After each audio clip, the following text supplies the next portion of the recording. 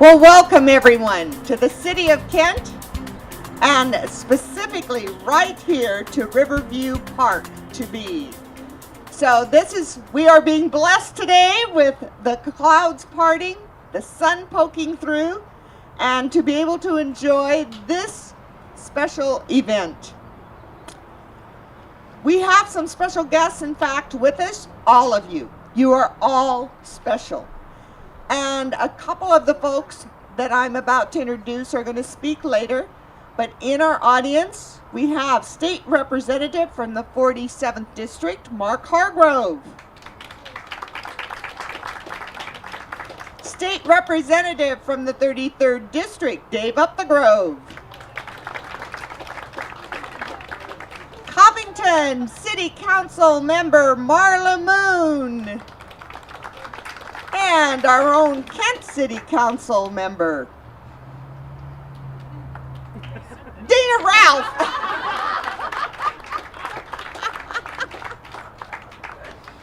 Dana, it was a long night last night, right? It was a long night last night. Oh, that's great.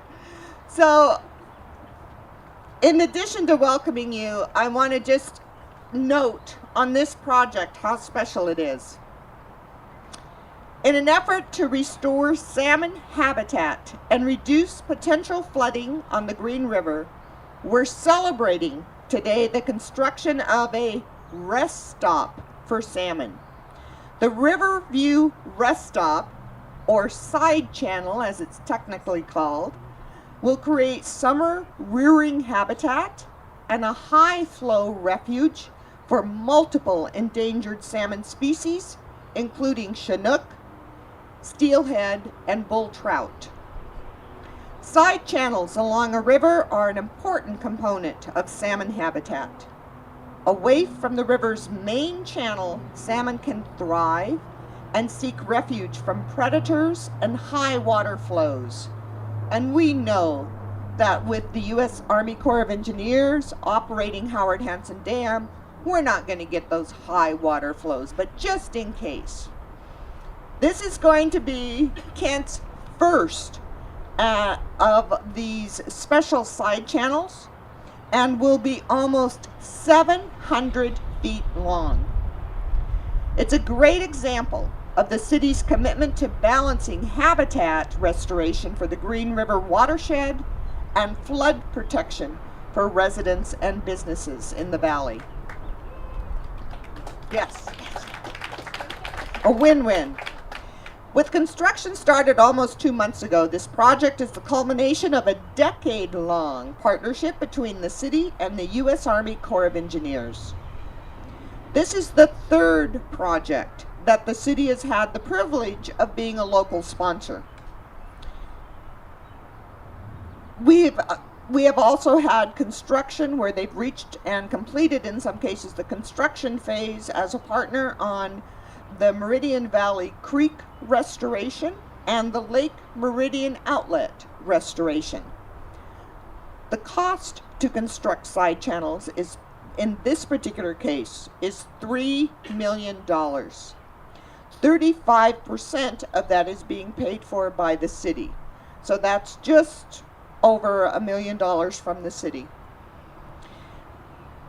Thanks to our many partners that contributed to this project.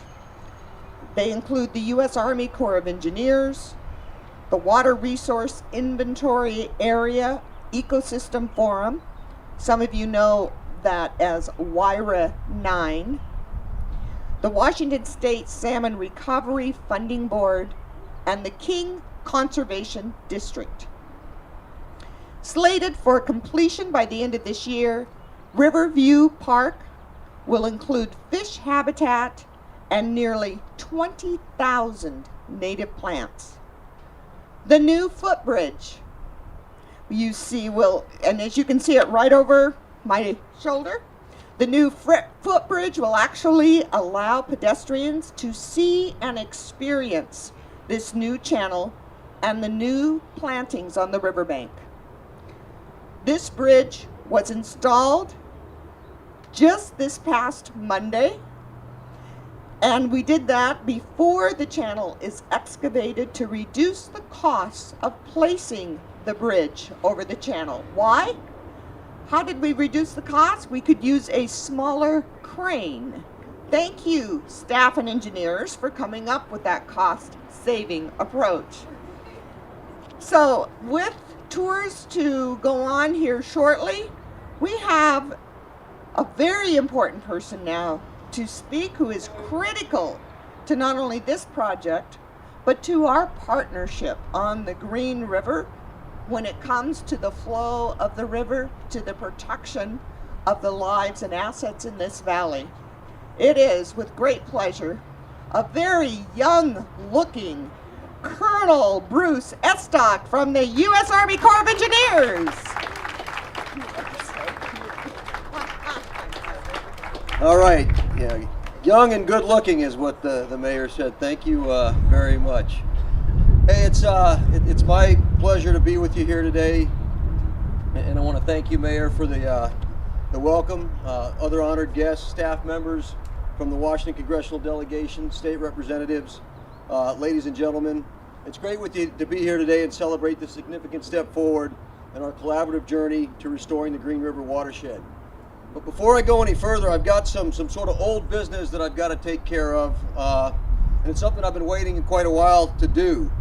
See, last summer when I got put into this position, there was a ceremony, and I met Mayor Cook, and I distinctly recall her coming up to me and asking me, she said, "Do you have a sense of humor?" And I said, "Well, I like to think I do." And she looked at me and she said, "Well, you know, I can be," and I was sort of waiting for some kind of joke to follow that, but she looked at me and she said that she could be very candid, and she kind of left it at that. So I kind of walked away from that encounter thinking, you know, the next time I meet the mayor, I need to have a joke ready to tell her. And so there have been a couple of times where I thought I was going to get the opportunity to do it, and you know, I didn't end up going, or she didn't end up going, but we're both in the same place today, so I'm going to tell her a little joke here to start things out, you know, as sort of a way to either showcase my sense of humor or lack thereof. And so you know, when you're telling a joke, often it's good to poke a little fun at yourself. And so I wanted to tell a joke about engineers. And so I was looking for a good one, but the pickings were real slim. You know, engineer jokes, you know, usually aren't very funny, or in some cases there were pieces of these jokes that were just, you know, inappropriate. And so I had to kind of stay away from those. So I've gone the conservative route, but I've got a little story, and it's called Wisdom from Above. Okay, and so there's a woman, and she's flying in a hot air balloon, and she realizes she's lost. So she decides to reduce height to kind of get down a little lower and figure out where she's at, and she spots a man. And she says, "Excuse me, young, good-looking man, can you tell me where I am?" And she says, and the man says, "Yes, you're in a hot air balloon. You're hovering about 30 feet above this field." And she says, "Well, you must be the new Army Corps of Engineer Colonel." And the man says, "I am. How did you know?" And she says, "Well, everything you've told me is technically correct, but it's of no use to me." The man says, "Well, you must be Mayor Cook." And she says, "I am, but how did you know?" And the man says, "Well, you're in the same position you were before we met, but now it's my fault." All right. All humor aside, the piece of that I think that's significant, you know, the important lesson is that the Corps and the City of Kent and many other partners here are working hand in hand on solutions to ecosystem problems that you know have many sources of fault, but we're all trying to move things forward. And so when you go back over a century, and this took me a little while to get here, and you looked at, you know, this is the green here, but when you look at the black, the cedar, the green, the Duwamish system, we've done a lot to alter that in a way that's degraded its ability to function as clean, productive habitat for fish and wildlife. And so today, the City of Kent's strong partnership and the support of our other stakeholders, Wyra 9, the Washington Congressional Delegation, King Conservation District, Muckleshoot Tribe of Indians, and the Salmon Recovery Board, has resulted in this flagship restoration project among a portfolio of efforts that the Corps is working on throughout Puget Sound. So the learning curve that I've had in the short time that I've been the district commander here in Seattle District has been steep. My experience in a similar job in New Mexico a couple years back gave me sort of a roadmap of how things would go. And so for the first 3 months, you expect to be completely blind. For the next 3 months after that, you start to see a couple of dots. At about 6 months, you've connected some of them, and by the time you're at 9 months, you kind of feel like you know what's going on. And I think when you look at that sort of learning model, it's real applicable to this project here. And so I'll explain a little bit, but I want to work backwards, sort of from the present, back, and then from the general to the specific. So while plenty of the details still escape me, after being here 9 months, and I often feel like a blind man describing an elephant when I attempt to characterize what the Corps does in the Northwest, and its ecosystem, its military construction, its flood risk management, it's all those kind of things.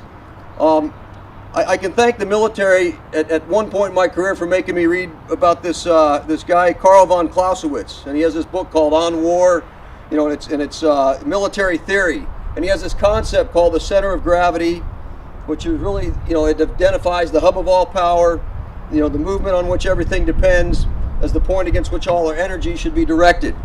And the point of this here is that after being here a little while, I can clearly see that Puget Sound restoration and what we've got to do, for flood risk mitigation in this area is clearly, Seattle District's center of gravity. There's a reason why the district headquarters is where it is.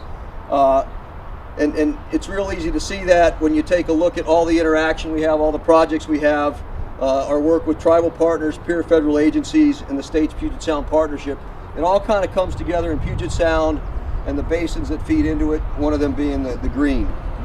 So if military theory isn't a convincing analogy, you can go to that other cliche that people like to say, and that's follow the money. And this is where you start to connect some of the those individual dots into a little bit of a bigger picture. And so in Seattle District's $110 million civil works budget for 2012, 62 million of that across 7 different business lines is linked to Puget Sound or these river basins that feed into it. And about 20% of that is directly tied to restoration or endangered species, salmon, bull trout, that sort of thing. And that was really put into perspective for me in a couple of key meetings that I had in my first couple of months. First, there was one with the Assistant Secretary of the Army's office where we came in to talk about Puget Sound restoration. And it became apparent to me that Puget Sound is one of 8 national estuaries of significance. And it's got a lot of visibility, and national prominence at the DC level. And that's part of why we get a lot of the funding that we get here to do these projects. And then secondly, I had a chance to go with Gordon Thompson to the Wyra 9 meeting.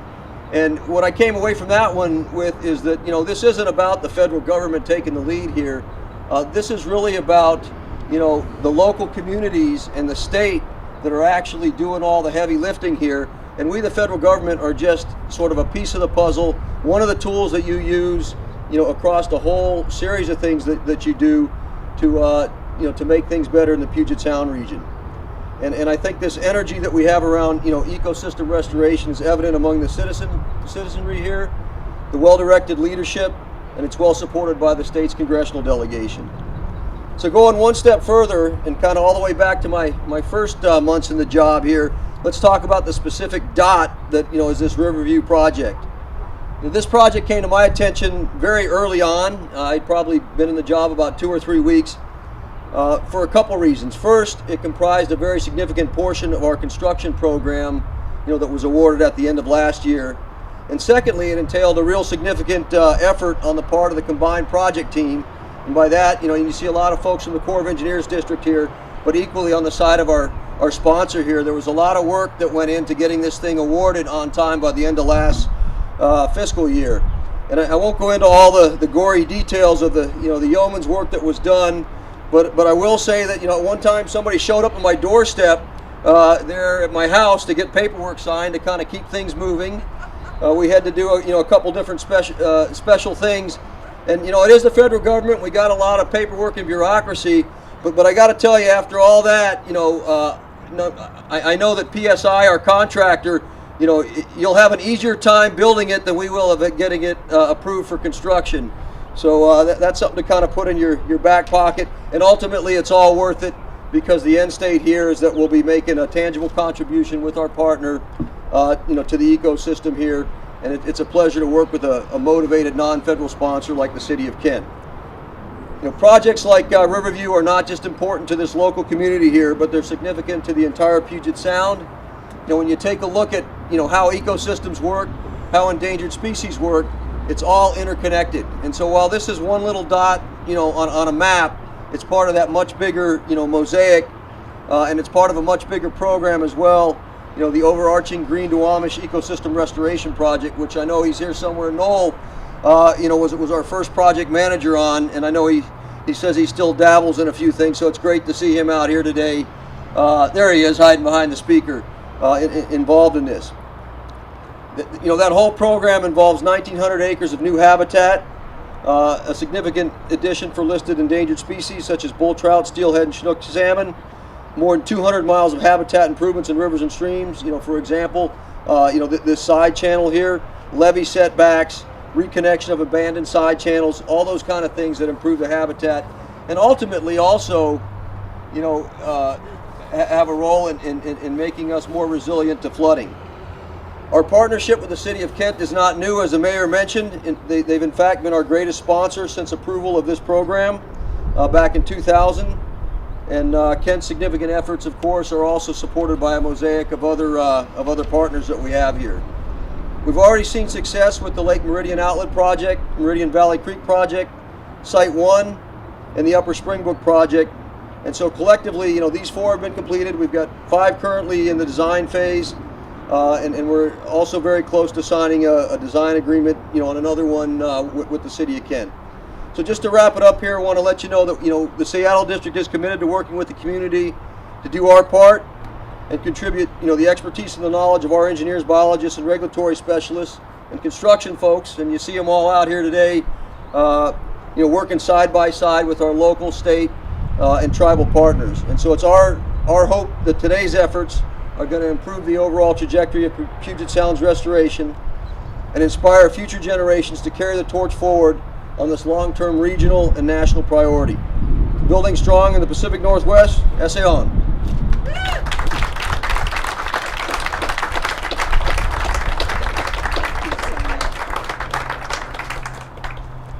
Thank you.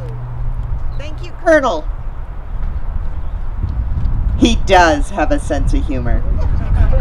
That just fits in so well in this Northwest environment. There's so many partners. While I've listed the major partners to make this happen, this project happen,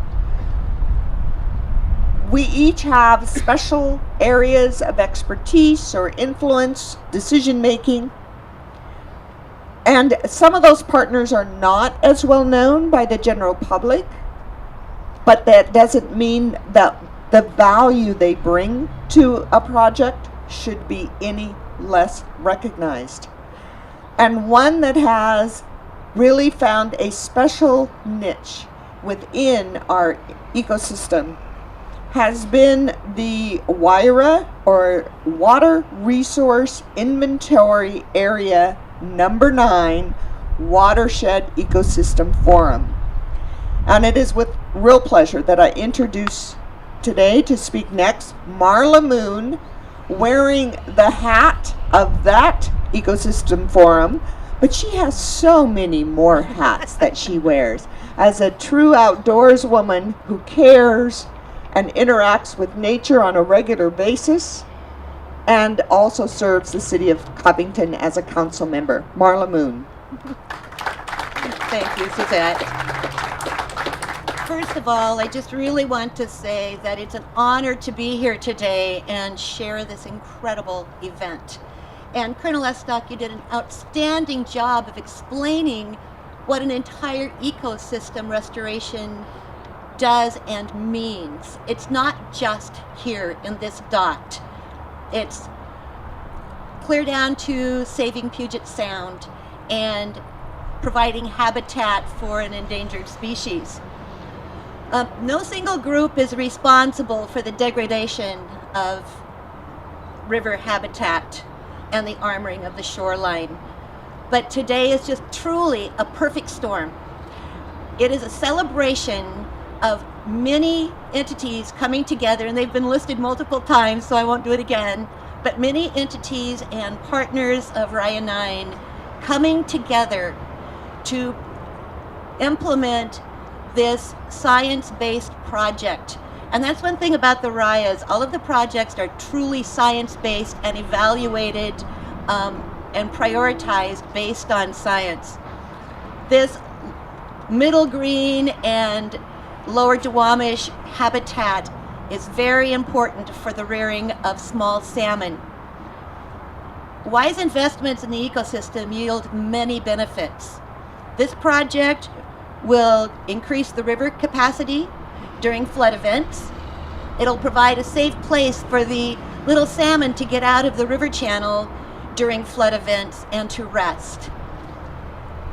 What happens when you have a totally armored shoreline is they get washed out into Puget Sound at a very young age, and the seagulls sit out there after flood events and just feast. So they need a place to hide, to stay in the near shore and stay in the river until they're old enough to survive out in the Puget Sound. It also is going to provide a lot of river shading to keep the river cool. And the city of Kent is eventually going to get an amazing park out of this. That is just, it provides flood control, salmon habitat, recreation, many benefits overall. The Chinook salmon are on the brink of extinction, and as a representative of Raya 9, I just really want to thank the City of Kent and all of the partners that have come together to truly make this a habitat fit for a king. Thank you.